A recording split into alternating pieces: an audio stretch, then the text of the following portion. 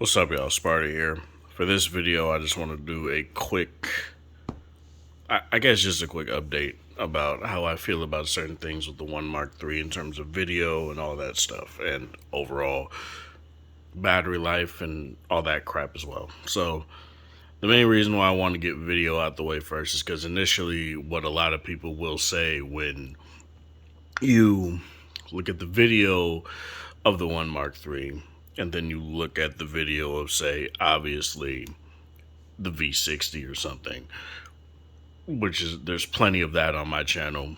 People instantly go into saying that the One Mark III looks terrible because it's not as vibrant or whatever. But what I want to show you guys here is why that could be and why I wouldn't necessarily write off the One Mark III directly off the bat just because it doesn't look as instantly gratifying. So right now, what you guys can see, it probably doesn't look that great because recording a phone and all that crap, but there's this little thing called look right here, right?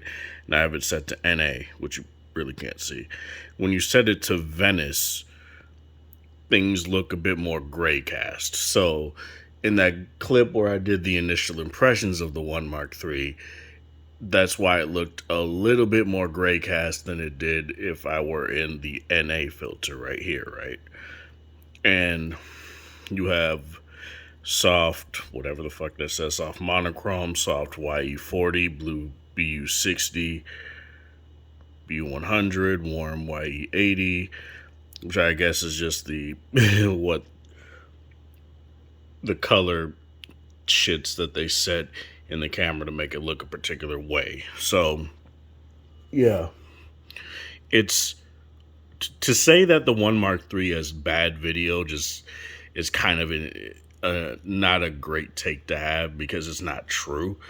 It does have really good video options, and I do believe that if you don't want to use this mode right here, wrong button. If you don't want to use this mode right here, what you can do is go to basic mode. And as you guys can see, there's a toggle right here, boom, and you'll just get instantly good looking video. And I believe this is in the 4K 30 mode. You don't get 4K 60 in the basic mode, in the basic video mode. So if you want 4K 60, you're gonna have to use Cinematography Pro, and I guess down the line when it comes to this phone, Videography Pro as well. So that's gonna be something that you're not gonna be able to get in 1080p, 60, and 30. You don't get the ability to use HDR, which is kind of weird, but it's whatever. You also get the ability in the video modes to zoom, which is something you just don't get the opportunity to do in the video Cinematography Pro app. I'll just say Cinema Pro app from now on. So yeah, well, I wouldn't necessarily say that the video on this phone sucks. You gotta learn how to use it. You can't just say it's bad because it doesn't look like my iPhone, it doesn't look like my Galaxy, it doesn't look like my V60. And that's why the title of the video is what it is. Whatever I set it to, I forgot. But I'll look here real quick.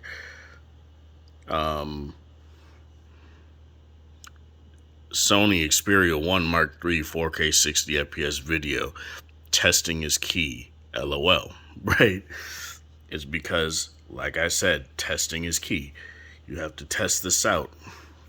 And to me, that's what is so important about this, is I can't just say that the One Mark III is bad video. And I didn't want to say that off the bat, which is why I sat there and tested it a little bit. And that's what I did. But outside of the video, for me, I think the video was good. Quite good. The only problems I have with it is stabilization. Stabilization is kind of weak, honestly. I do wish it had stronger stabilization. I get why they don't have it. They probably don't want you to have a super crop onto your on top of your video as well, so I would understand why they would do that. But for me personally, I just kind of wish that it had stronger stabilization, but you can get something like a gimbal or a stabilizer and you should be fine. Other things I like about it so far, the battery life is, how would I say this? I'm not going to say it's terrible because that would actually not be right. It gets me through the day well enough.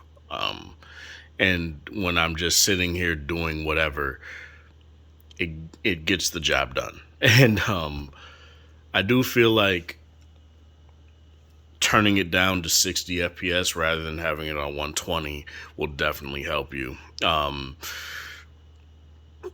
Albeit it may not be that much of a difference. I'm going to have to do one day where I'm doing 60 hertz, one day where I'm doing 120, and see how much different it actually does react to that.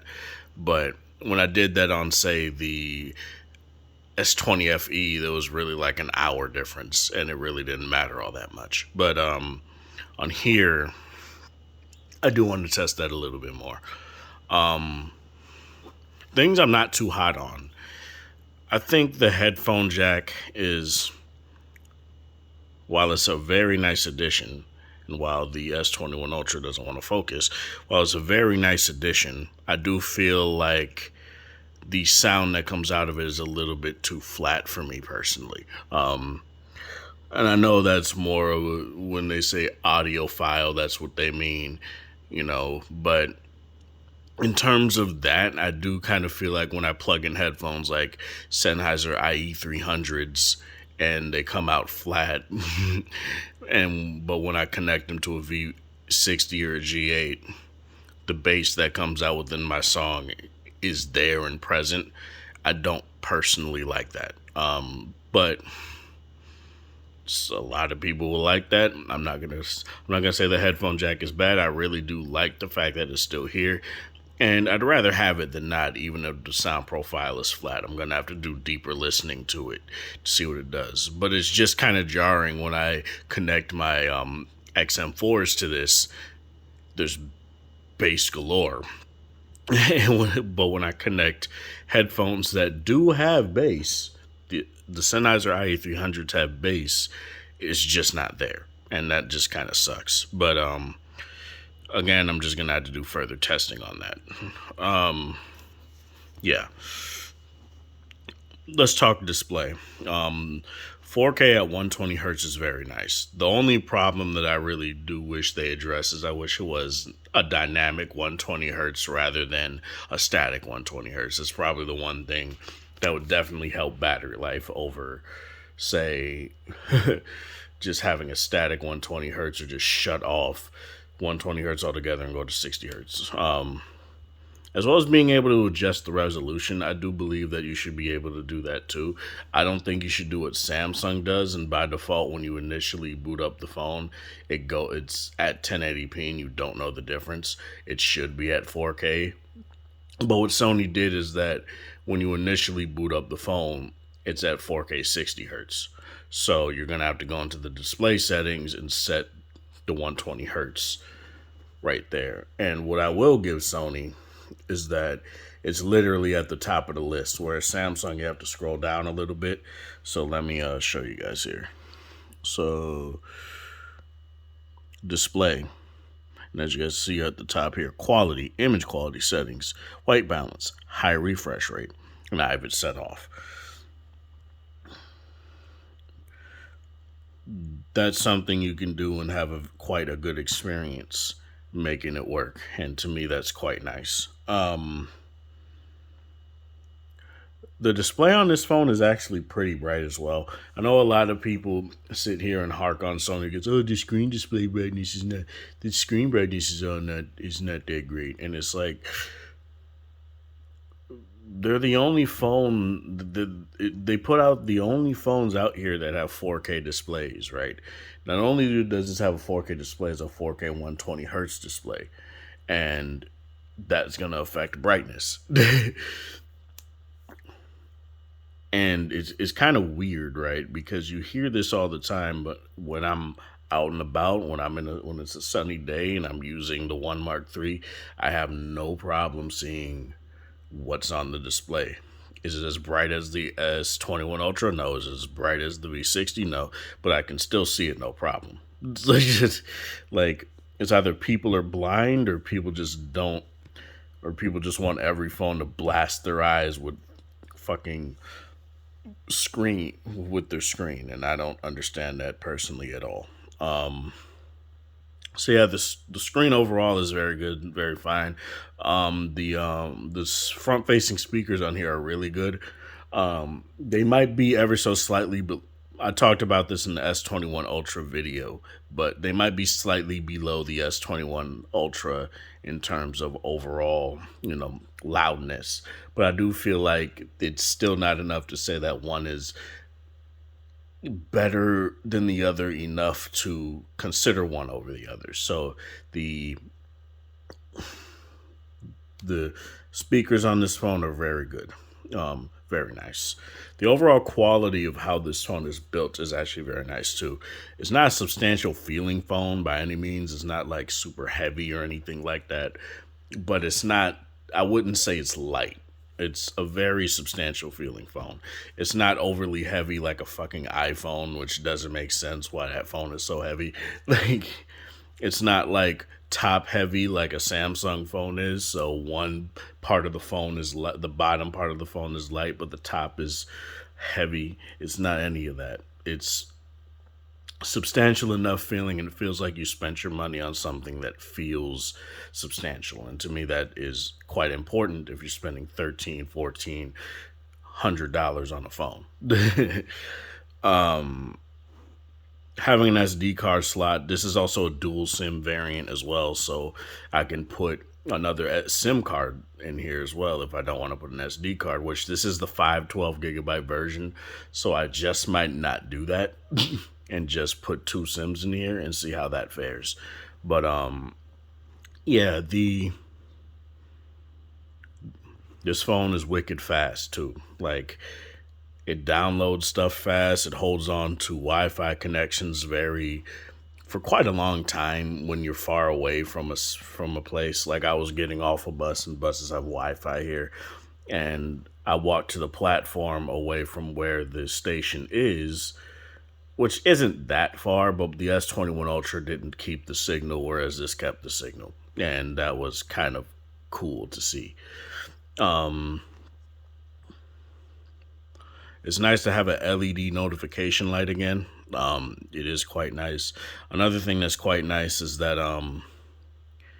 when you turn the ambient display into an always-on display, which you can do, just go to the ambient display settings.